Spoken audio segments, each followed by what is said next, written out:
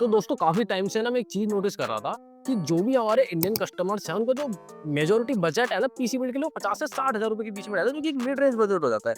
लो range में हम जैसे 25-30,000 की पीसी बिल्ड कह लो, मिड रेंज में 50-60-70,000 तक के और हाई रेंज में तो लाख रुपए तक की पीसी बिल्ड। मेरे हिसाब से ये है कंक्लूजन। अभी 50,000 रुपए में एक ऐसा पीसी बिल्ड रेडी करा है ना जिसके अंदर आप triple A title games 2K resolution पे खेल सकते हो। हाई एफपीएस गेम जैसे वैलोरेंट हो गया, सीएसगो हो गया, ये इसमें आपको आराम से 200 प्लस एफपीएस मिल जाएंगे अल्ट्रा सेटिंग्स के ऊपर। वीडियो एडिटिंग करनी हो, रेंडरिंग करनी हो, आपको स्ट्रीमिंग करनी हो, ऐसे काम भी आप उस पीसी बिल्ड पे इजीली कर सकते हो।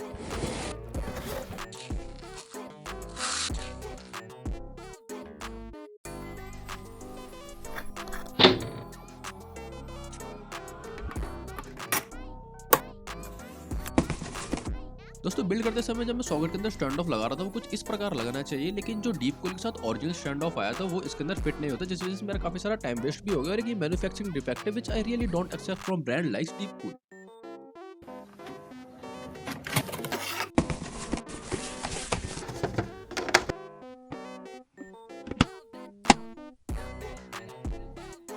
तो दोस्तों ये हो गया हमारा पीसी बिल्ड रेडी। कंपोनेंट जो हमने इसके अंदर यूज करे वो यूज करा हमने AMD का Ryzen 5 5600T प्रोसेसर, 6 कोर है, 12 थ्रेड है। आपका इसके अंदर बढ़िया प्रोसेसर है, 5600T है। 5600 से थोड़ा सा बेटर है, मतलब 19-20 बेटर है, बाकी दोनों सेम ही है, प्राइस दोनों का सेम ही रहता है। जो प्रोसेसर है वो आपको 10,000 के अराउंड मिल जाता है। इसके बाद हमने इसके अंदर यूज करा गीगाबाइट का B450 MBS DHB3 motherboard. 4 RAM slot इसके अंदर आपके पास, 2 आपके NVMe M.2 का स्लॉट है। Gen 3 X4 तक सपोर्ट करता है, लेकिन जो स्टोरेज हमने इसके अंदर लगाई है XPG की S50 1 terabyte Gen 4 storage. Although Gen 4 support नहीं कर रहा मदरबोर्ड प्रॉपर्ली, लेकिन हाँ ठीक है, Gen 4 से नीचे आजकल NVMe मिलती नहीं है। जो मदरबोर्ड है वो आपका आ जाता है 6,500 की रेंज में आपको मिल जाता है मदरबोर्ड, और जो आपकी NVMe है वो आपकी 5200-5300 रुपए तक में आ जाती है। इसके बाद हमने रैम यूज करी, इसके अंदर यूज करिए A-डाटा की अगेन SPG D30 8GB की 2 रैम स्टिक लगाई, टोटल 16GB रैम है। 3200 मेगाहर्ट्ज की रैम है, 8-8GB के डुअल चैनल है, क्योंकि हम 2 एडिशनल रैम स्लॉट है। अगर 2 ही रैम स्लॉट होते तो 16GB की सिंगल स्टिक लगाते। इसके बाद जो कूलर है वो डीप कूल का AK400 कूलर है। तो स्टॉक कूलर से भी काम चल जाता है, लेकिन ठीक है, थोड़ा सा एडिशनल अच्छा भी लगता है पीसी के हैवी कूलर से, प्लस अच्छा प्रोसेसर ठंडा भी रहेगा बढ़िया इसके अंदर।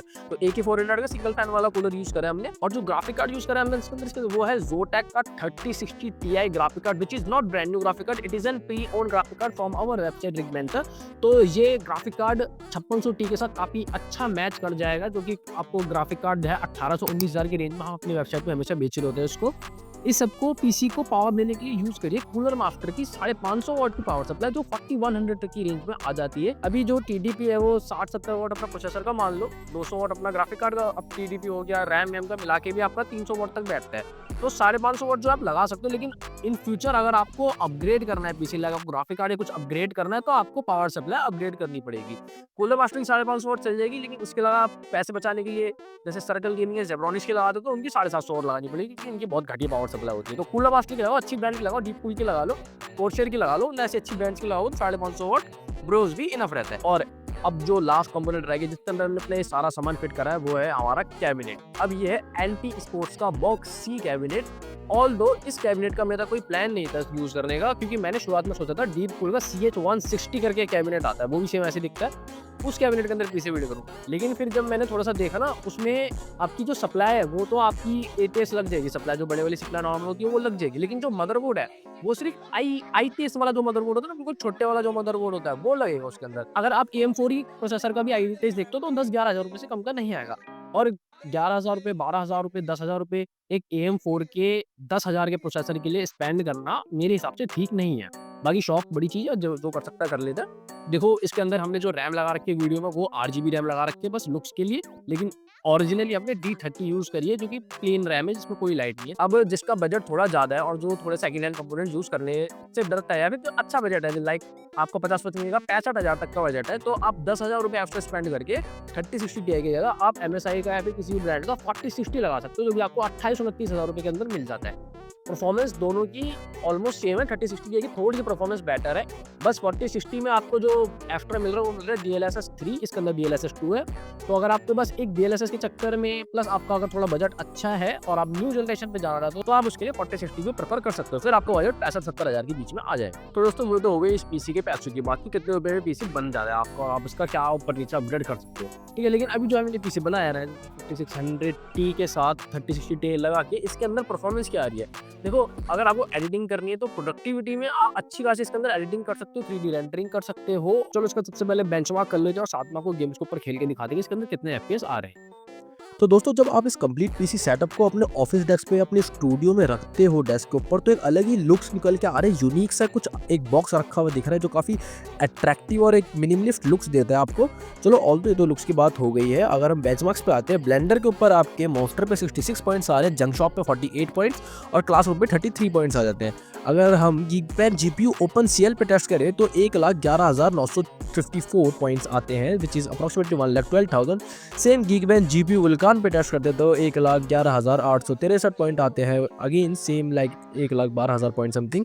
गीकबेंच में प्रोसेसर में सिंगल कोर पे आपको 2131 का स्कोर दिखा रहा है और मल्टी कोर प्रोसेसिंग में आपको 8771 का स्कोर दिखाता है। जीपीयू क्योंकि हमारा सेकंड हैंड था तो हमने एक बार फनमार्क पे भी चला के टेस्ट कर लिया। फनमार्क पे जीपीयू जब टेस्ट करा तो हमको मैक्सिमम जीपीयू टेम्परेचर 76 डिग्री आ रहा है, जिसके अंदर आपके 10321 स्कोर है फनमार्क का। गेम्स के अंदर हम जो भी टेस्ट कर रहे हैं वो गेम की हाईएस्ट ग्राफिक सेटिंग के ऊपर टेस्ट करेंगे, जैसे कि अगर गेम के अंदर हाई अवेलेबल है तो हाई, वरना अल्ट्रा सेटिंग हम यूज़ करने वाले हैं।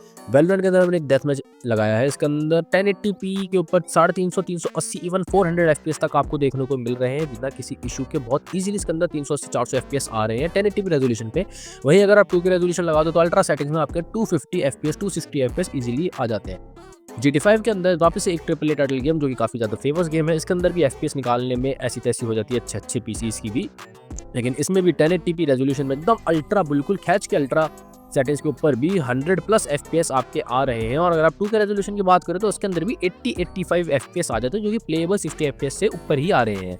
तो दोस्तों अगर इतनी एंड तक वीडियो के टिक गए हो तो वीडियो को जरूर लाइक कर देना और कमेंट करके बताओ आपको ये वीडियो कैसी लगी, या फिर अगर आपको कोई आपके स्पेसिफिक बजट या इंटेल या AMD प्रोसेसर के साथ आपको कोई वीडियो चाहिए हो तो मुझे कमेंट करो, मैं जरूर कोशिश करूँगा उसके ऊपर भी एक वीडियो बनाने का। चैनल पे काफ़ी दिनों बाद ये वीडियो आई है, मुझे पता है मैं बार-बार इनएक्टिव हो जाता हूँ, लेकिन अगर आप लोग सब्सक्राइब करेंगे मेरे चैनल को और लाइक करेंगे तो मुझे मोटिवेशन मिलेगी इस पे रेगुलर एक्टिव रहने का।